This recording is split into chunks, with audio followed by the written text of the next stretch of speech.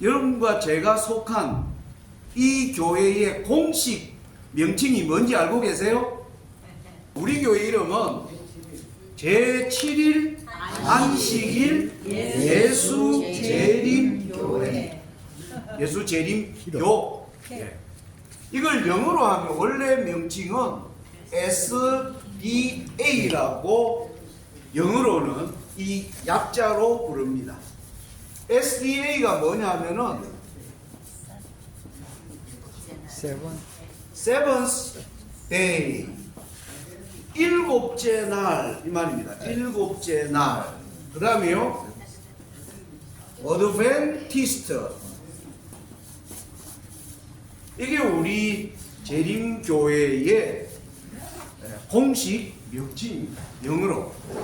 그래서 정확히 번역하면 일곱째 날. 등장을 이 어드벤티스트라는 말은 여러분 영어 사전을 찾아보면 애드번트 이건 무슨 뜻이에요? 등장, 출현 이런 뜻입니다.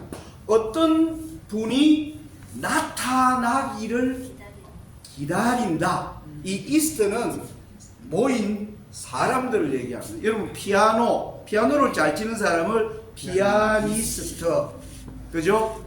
아트, 예술을 잘 하는 사람을 아티스트. 그래서 언제나 그 어떤 주제에 전문적으로 거기에 깊이 빠져 있는 사람들 뒤에 IST, 이스트를 붙입니다. 그래서 advent, 영어로 하면 나타남, 출현, 등장, 주인공이 여러분 어떤 영화나 여러분들이 소설을 읽는다든지 드라마를 보든지 하는데 주인공이 등장 안 하고 계속 얘기하면 재미있어요, 없어요? 네, 시청률이 뚝뚝 떨어져 버립니다. 주인공이 설정이 되지 않으면 제대로. 그래서 모든 우리의 삶에 있어서 가장 중요한 건 뭐예요? 주인공이 등장하는 때를 기다리는 거예요. 저와 여러분이 우리 모두가 주인공을 기다리면서 이 땅에서 살아가고 있습니다. 제7안식 예수재림교회가 애드번티스트, 누구를 기다리느냐, 누가 등장하기를 기다리느냐. 그 등장하기를 기다리는 사람이 정말 언제나 오실까? 그리고 어디쯤 오셨을까? 문 밖에까지 혹시 왔는데 내가 문 잠그고 있지나 않을까? 옛날에 이 말씀을 했던 사람들은 오늘날 우리가 전기가 발전돼 가지고 뭐 오기 전에 밖에다 불 탁 켜놓으면 뭐예요? 손님이 와도 뭐 힘들지 않습니다. 그런데 이 성경이 기록되던 당시에는 전기가 있었습니까? 없었습니까? 없었습니다. 그런데 어떤 손님이 내 집에 오시는데 주인이 뭐예요? 등불을 켜놓지 않으면 캄캄해가 뭡니까? 벽인지 문인지 탁 받쳐가지고 뭐 할 거예요? 이마도 깨질 수 있을 것이고. 그래서 그 자기가 기다리는 분이 오기를 하면 정말 기다리면 어떻게 할까요? 등불을 켜고 서 있습니다. 그 사람들을 뭐라 부르냐면 애드번티스트라고 부릅니다. 그러니까 우리 저와 여러분이 속한 제7일 안식일 예수 재림교, 내가 어떤 교회에 속해 있는가? 거기에 기대하는 한 분이 등장하시기를 간절히 기다리는 교회인 것입니다. 여러분 이 애드번트의 사상은 여러분 성경 우리 좀 같이 이사야서 7장을 보겠습니다. 여러분들이 구약 성경이 뭘 얘기하려고 하는 책인가? 여러분들이 성경책을 보면 66권으로 된 굉장히 두꺼운 책인데요. 그런데 이 성경이 구약과 신약으로 나누어져 있는데 구약의 기록은 뭐냐 하면은 이 세상 사람들을 위하여 하나님께서 자신이 가장 아끼시는 분을 우리에게 보내신다는 그 약속을 기록한 것이 바로 구약의 내용입니다. 그래서 구약의 그 약속을 기다린 백성이 누구냐 하면 바로 이스라엘 민족들이었습니다. 하나님이 그 민족들에게 그분에 대하여 집중적으로 뭐예요? 말씀해 주셨어요. 그래서 그분이 오실 때가 언제로 오시나 이랬는데 이사야서에 보면 그분이 오시기 약 700년 전에 이사야라고 하는 선지자를 통해서 하나님이 거기에 대하여 자세히 말씀하시기 시작합니다. 이사야 우리 7장 14절에 보시면 이런 말이 나옵니다. 그러므로 주께서 친히 징조로 너희에게 주실 것이라. 보라, 처녀가 잉태하여 아들을 낳을 것이요 그 이름을 임마누엘이라 하리라. 이 세상에 하나님이 보내시는 한 분, 그분을 기다리는 자들에게 하신 말씀이 뭐냐면 처녀의 몸에서 한 아기가 태어날 것이다. 그러면서 연이어 이사야 9장으로 가면 이 아기가 처녀에게서 태어나는 아기에 대하여 자세히 얘기합니다. 9장 6절입니다. 이는 한 아기가 우리에게 낳고 한 아들을 우리에게 주신 바 되었는데 그 어깨에는 정사를 메었고 그 이름은 기묘자라 모사라 전능하신 하나님이라 영존하시는 아버지라 평강의 왕이라 할 것입니다.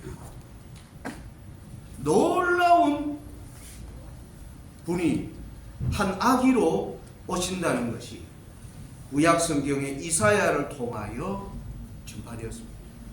그래서 그 당시 구약 시대에 이 애드번티스트, 이 아들이 나타나기를 기다리는 사람들은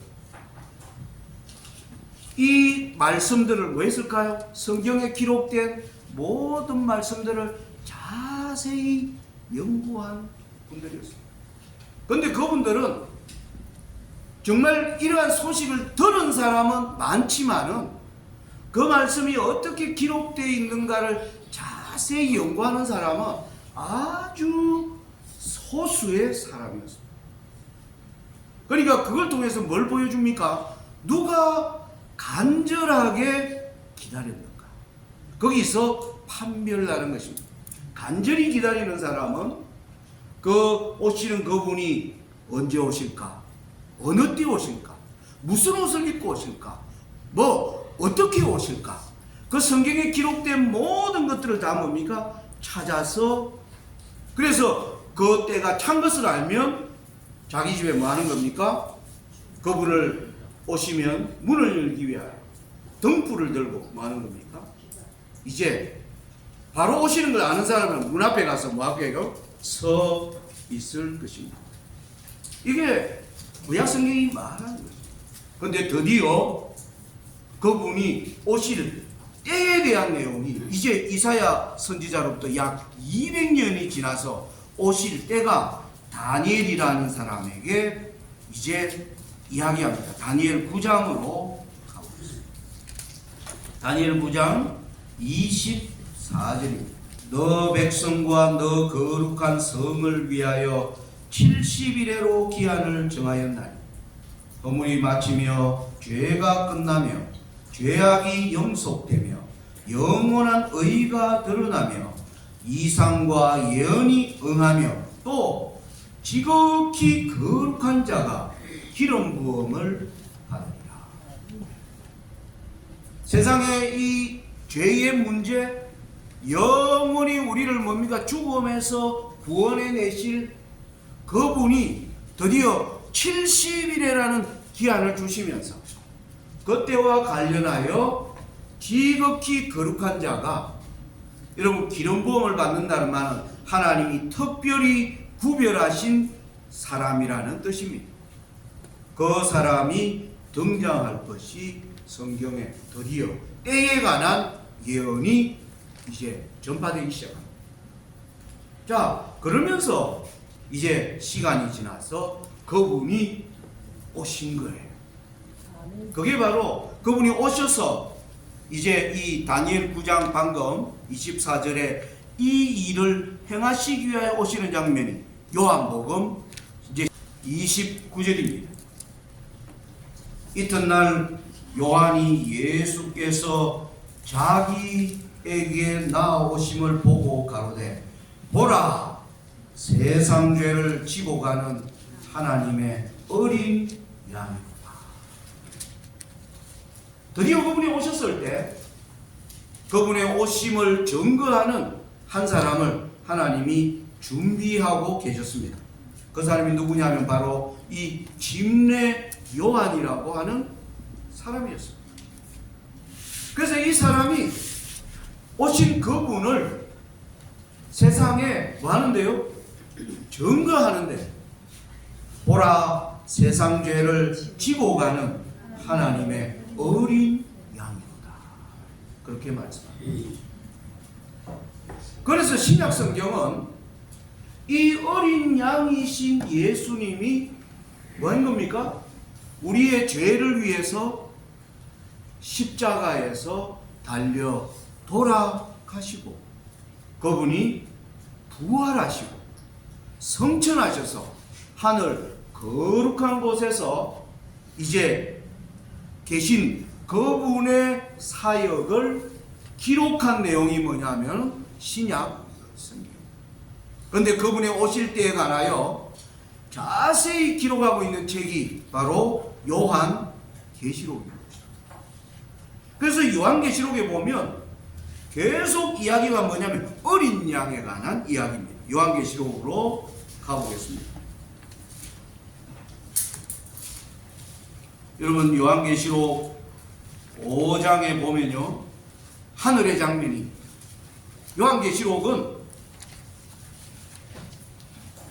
예수님을 기다리는 사람들에게 이 예수님이 오심을 설명해 주기 위하여 하늘에서 지금 어떠한 일들이 준비되고 있는가를 기록하면서 이 5장 1절 보겠습니다. 내가 봄에 보좌에 앉으신 이의 오른손에 책이 있으니 안팎으로 썼고 7인으로 봉하였더라. 또 봄에 힘있는 천사가 큰 음성으로 외치기를 누가 책을 보며 그 인을 떼기에 합당하냐 하니 하늘 위에나 땅 위에나 땅 아래에 능히 책을 펴거나 보거나 할 이가 없더라. 이 책을 펴거나 보거나 하기에 합당한 자가 보이지 않기로 내가 크게 울었더니 장로 중에 하나가 내게 말하되 울지 말라. 유대 지파의 사자 다윗의 뿌리가 이겼으니 이 책과 그 7인을 떼시리라 하더라. 여러분 요한계시록 5장은 하늘에 하나님의 보좌가 보입니다.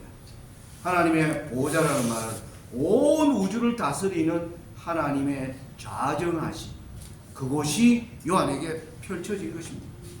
그런데 보좌에 앉은 이의 이 하나님의 오른손에 뭡니까? 7인으로 봉인되어 있는 책을 들고 계십니다. 이 책이 요한이 보는데 이 천사들이 그 책을 펴야 될 사람이 나타나야 되는 거죠. 여러분 이 책은 무슨 책이냐면 이 세상을 완전히 구원해내기 위한 하나님의 모든 구원의 법이 다 기록되어 있는 바로 그 내용이 수록된 책입니다. 그 책이 펼쳐져야 되는데 그 책은 아무나 펼칠 수가 없습니다. 왜냐하면 이 책을 펴기에 합당한 자격을 가진 사람, 이 땅에 지금 죄악에 신음하고 있는 이 땅을 구원하기에 합당한 분이 이 책을 펼치셔야 돼요. 그런데 그래서 천사가 누가 이 책을 펴기에 합당하냐? 요한은 보니까 뭐 그런 사람이 없는 것입니다. 그래서 요한이 아주 크게 울고 있는데 이제 장로 중에 하나가 요한에게 울지 말라. 인을 깨기에 합당한 분이 계신다. 그러면서 6절에 요한이 6절입니다. 내가 또 보니 보좌와 내 생물과 장로들 사이에 누가 섰습니까? 어린 양이 섰네. 요한계시록은 우리의 구주이신 예수 그리스도를 어린 양으로 소개하고 있습니다. 어린 양이 서 있는 것입니다. 드디어 이 세상의 모든 구원을 완성하기 위해서 드디어 예수님이 서 있는 장면이 요한계시록의 내용입니다. 그러면서 여러분 11절 13절 보겠습니다. 요한계시록 5장. 이 어린 양이요, 이 책을 드디어 떼려고 펼치려고 하니까 하늘에서 11절입니다. 내가 또 보고 들음에 보좌와 생물들과 장로들을 둘러싼 많은 천사의 음성이 있으니 그 수가 만만이요 천천이라. 큰 음성으로 가로되 죽임을 당하신 어린 양이 능력과 부와 지혜와 힘과 존귀와 영광과 찬송을 받기에 합당하도다 하더라. 내가 또 들으니 하늘 위에와 땅 위에와 땅 아래와 바다 위에와 또 가운데 모든 만물이 가로되 보좌에 앉으신 이와 어린 양에게 찬송과 존귀와 영광과 능력을 세세토록 돌릴지어다 하니 내 생물이 가로되 아멘하고 장로들은 엎드려 경배하더라. 아멘. 하늘에서 드디어 이 세상을 완전히 사단의 모든 권세에서 사단의 권세를 꺾고 세상을 온전히 구원할 어린 양이 드디어 이 사역을 시작할 때 하늘에 뭐 하는 겁니까? 찬양이 폭발하는 것입니다. 수많은 천사들이 찬양하고, 그러니까 24장로와 내 생물이 찬양하고 온 우주가 이 주제에 다 뛰어드는 장면이 요한계시록의 내용이 바로 이 장면입니다. 근데 이게 어디를 가는가 보니까 요한계시록을 계속 이런데 살펴보면 19절로 가겠습니다. 19장으로 가겠습니다. 요한계시록 19장에 보니까 다시 지난번에 보았던 이 어린 양이 봉인된 책을 펴려고 할 때 찬송이 폭발했던 그 존재들이 19장 1절에 이후에 내가 들으니 하늘에 허다한 무리에 큰 음성 같은 것이 있어 가로되 할렐루야 구원과 영광과 능력이 우리 하나님께 있도다. 그의 심판은 참되고 의로운지라. 음행으로 땅을 더럽게 한 큰 음녀를 심판하사 자기 종들의 피를 그의 손에 갚으셨도다 하고 두 번째 가로되 할렐루야 하더니 그 연기가 세세토록 올라가더라. 지난번 찬양했던 그 존재들이요, 시간이 흐르고 난 뒤에 요한계시록 19장에는 그들이 뭐라고 얘기하느냐 하면 이 땅을 황폐하게 통치하는 그 모든 악한 세력들을 드디어 뭐했다? 심판하셨다 하면서 하늘에서 할렐루야라고 하는 찬양이 폭발하고 있는 장면입니다. 4절입니다. 24장로와 내 생물이 엎드려 보좌에 앉으신 하나님께 경배하여 가로되 아멘 할렐루야. 지난번 나왔던 24장로와 내 생물이 여기에서 아멘 할렐루야 찬양하는 겁니다. 그러면서 5절에 보좌에서 음성이 나서 가로되 하나님의 종들 곧 그를 경외하는 너희들아 물은 대소하고 다 우리 하나님께 찬송하라 하더라. 또 내가 들으니 허다한 무리의 음성도 같고 많은 물소리도 같고 큰 내성도 같아서 가로되 할렐루야 주 우리 하나님 곧 전능하신 이가 통치하시도다. 아멘. 여러분, 하늘에서 수많은 천사들과 24장로와 내 생물들이 합창으로 계속 찬양합니다. 드디어 땅을 망하게 하는 세력을 하나님이 심판하시고 이제 누가 통치한다고요? 어린 양이 통치하는 때가 이르렀다는 알리는 게 요한계시록이 바로 목적지가 이 주제를 향해서 달려가고 있는 것입니다. 그러면서 7절에 이래 나옵니다. 7절에 우리가 즐거워하고 크게 기뻐하여 그에게 영광을 돌리사 어린 양의 혼인 기약이 이르렀고 그 아내가 예비하였습니다. 여러분 요한계시록을 여러분들이 계속 이 어린 양에 관한 내용들이 기록된 요한계시록을 연구를 해보면 하나님이 우리를 어디로 데리고 가느냐 하면 어린 양의 아내가 준비되어서 그 아내와 결혼하는 그것이 요한계시록이 말하고 있는 목적지임을 우리가 알도록 성경이 기록되어 있습니다. 여러분 아까 제가 이 얘기를 하기 위해서 애드번트라는 단어로 말씀드렸습니다. 아들이 등장하기를 구약시대의 이스라엘 백성들이 계속 기다렸어요. 그 아들이 온 것입니다. 그런데 그 아들을 성경은 하나님의 보내신 어린 양이라고 말합니다.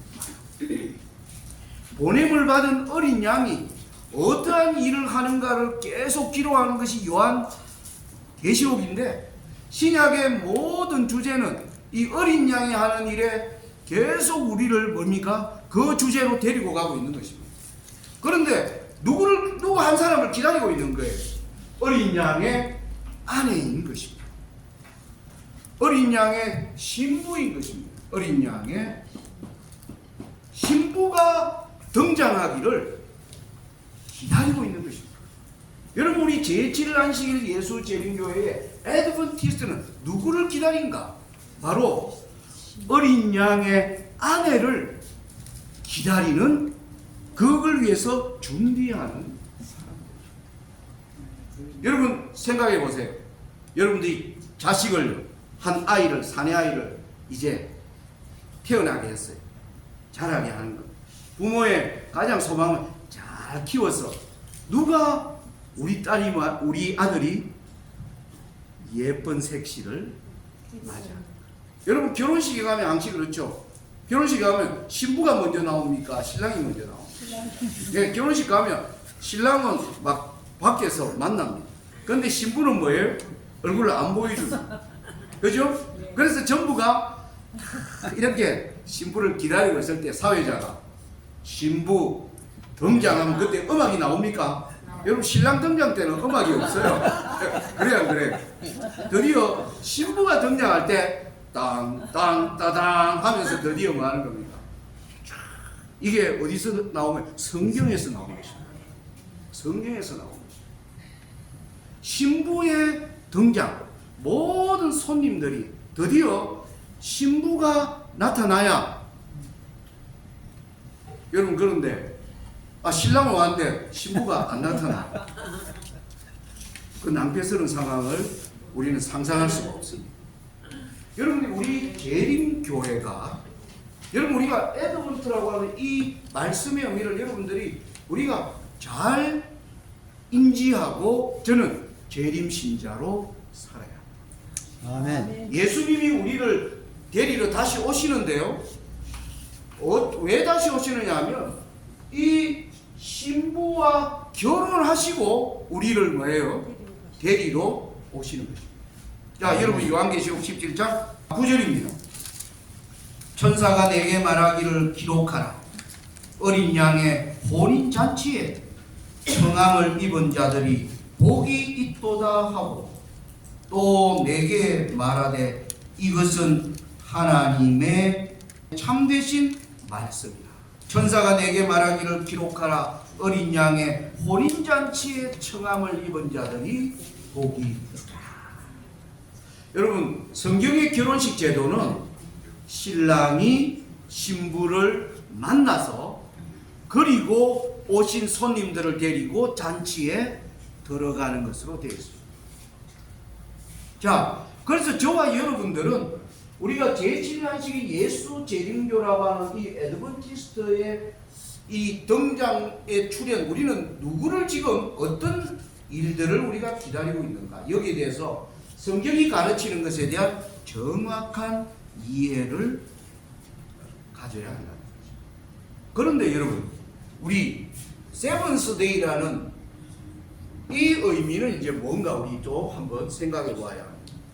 이번 우리 설날에요, 저희들 아주 친한 형제들과 함께 저희들이 만남을 좀 가졌습니다.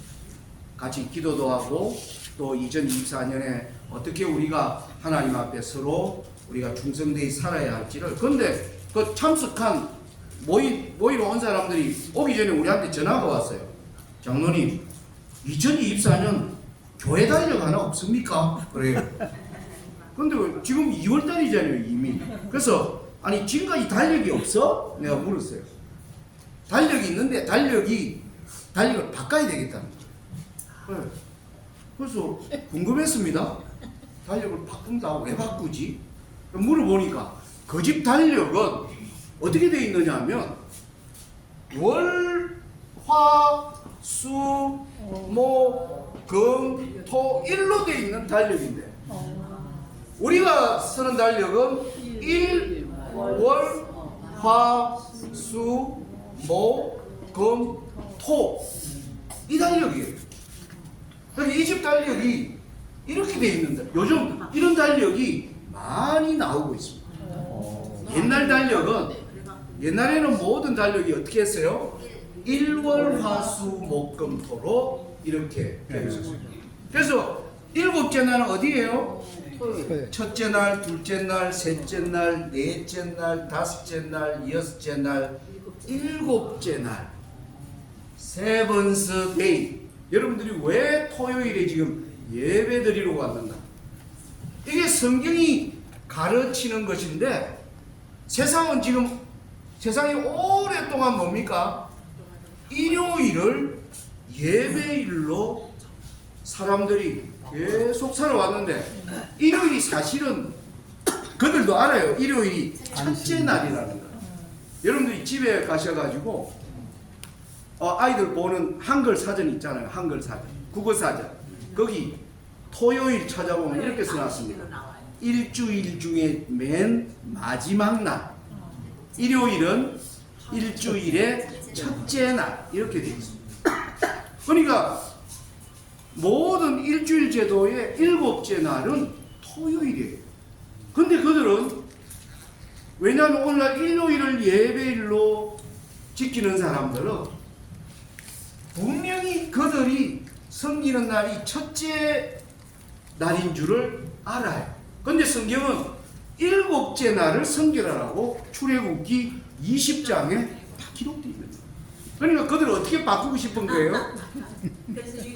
예, 월화수목 금토일로 이제 달력도 그렇게 불리고 하는 거예요. 여러분, 왜 이런 일이, 여러분 왜 제7일 안식일을 예수 재림교회가 제7일을 강조하는가? 여러분, 안식일에는, 세븐스데이에는 뭐가 있습니까? 하나님의 주권입니다. 주권. 하나님이 주인이시다. 모든 것은 하나님의 권한 안에 있다. 이게 안식일의 의미입니다. 그런데 여러분 아시는 것처럼 이 세상이 왜 지금 죄악의 점점 더 깊은 어둠에 가고 있는가? 하나님이 주인임을 세상이 뭐하지 않습니까? 인정하지 않습니다. 하나님이 주인임을. 여러분, 천지를 보십시오. 모든 것이 법칙으로 이루어져 있습니다. 누가 세운 것입니까? 하나님이 세우신 것입니다. 1년 365일, 여러분 정확히 태양 주위를 지구가 정확히 한 바퀴 도는 시간은 365일. 여러분, 거기에 어긴 적이 있습니까? 이 모든 법칙을 누가 세웠는가? 하나님이 세운 것입니다. 그런데 세상을 지배하려고 하는 사탄이라고 하는 거짓된 천사가 모든 세상 사람들을 뭐예요? 하나님이 주인이라는 것을 우리의 생각 속에 뭐 해버리기 위하여? 지워버리기 위하여 하나님의 안식일을 일요일로 바꾸는데 오랫동안 성공해 온 것입니다.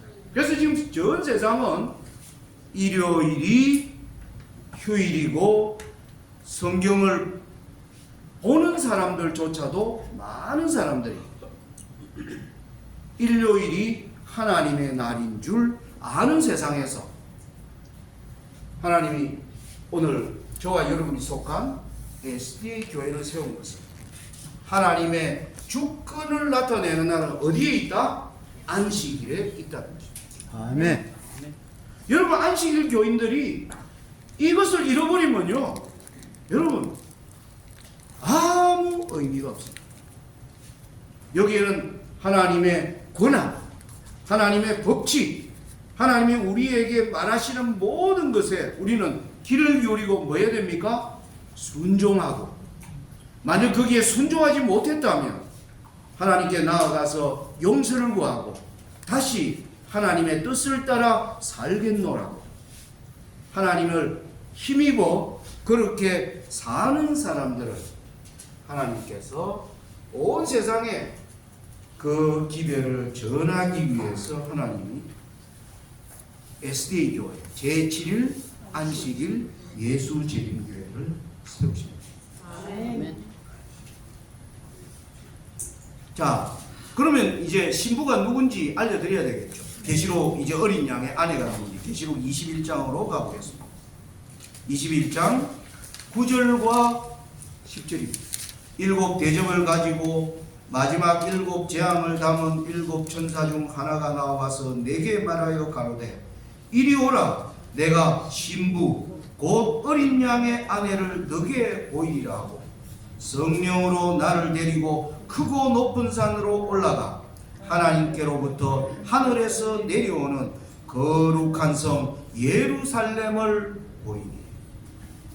여러분, 바로 어린 양의 결혼식은 뭘 나타내느냐 하면 저와 여러분을 위한 영원한 평화로운 나라, 정의와 공평이 숨쉬는 나라, 바로 그 나라를 예수님이 뭐예요? 받으시는 것을 성경은 어린 양의 혼인이라고, 신부가 바로 예수님이 다스리는 나라를 나타냅니다.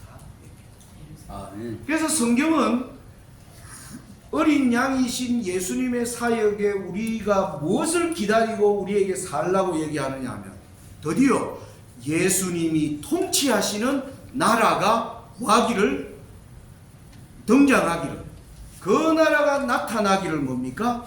기다리는 것이 바로 이 시대의 애드벤티스트.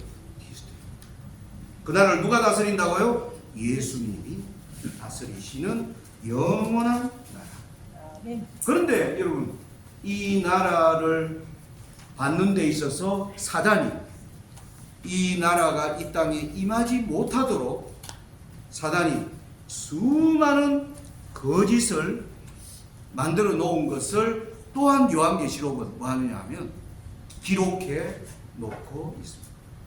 우리가 그것을 이제 공부해야 하는 것입니다. 여러분, 여기서 우리 마태복음 22장으로 한번 가보겠습니다. 자, 이 혼인식에 관련된 교훈입니다. 마태복음 22장으로 가면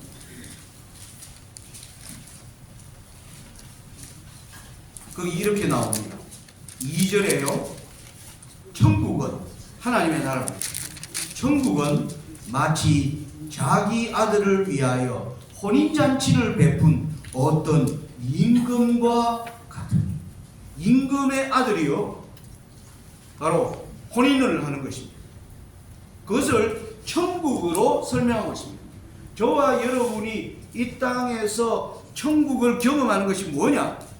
여기에 말씀하시기를 왕의 아들이 혼인을 하는데 그 혼인잔치에 뭐예요? 손님들을 부르는 얘기가 22장 3절부터의 내용이 쭉 나옵니다. 그러면서 끝에 결론이 이렇게 나옵니다. 14절입니다.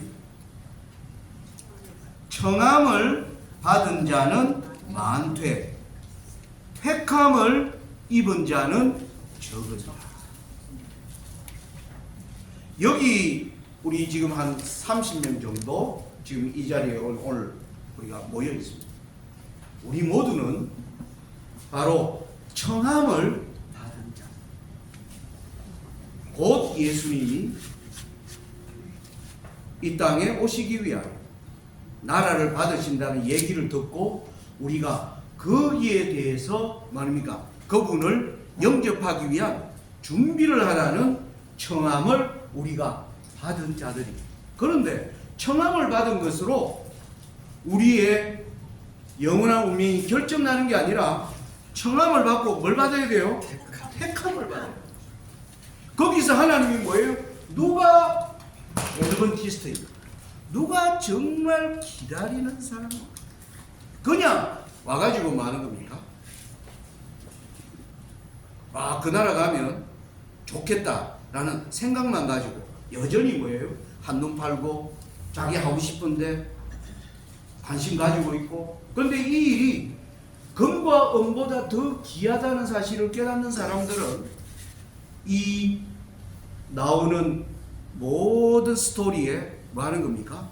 집중할 것입니다. 그래서 저와 여러분은 바로 청함을 받은 자인데 택함을 받는 자에게 우리가 속하기 위하여 어떠한 자리에 서 있습니다. 저는 오늘 말씀을 이제 줄이면서 한 말씀만 더 하겠습니다. 여러분, 에드번트의 반대말이 뭘까요? 영어 사진 찾아보시면 에드번트의 반대말은 disappearance라고.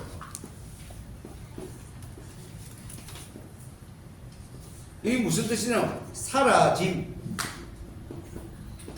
뜻입니다. disappearance. 그러니까 주인공이 출연했으니 뭡니까? 주인공을 전한 사람은 뭐해라? 사라지라는 것입니다. 침례 요한이 아까 보라 세상 죄를 지고 가는 하나님의 어린 양이라고 침례 요한이 전해줬어요. 그러면서 침례 요한은 어떻게 생각했느냐 하면, 아, 그분이 나타났으니 나는 그분과 함께 있으면 좋겠다라고 생각했는데 하나님이 니는 뭐해라? 살아. 침례 요한은 그 길을 따라간 사람. 아멘. 아멘. 우리 요한복음 3장 말씀 하나 보겠습니다. 요한복음 3장이요.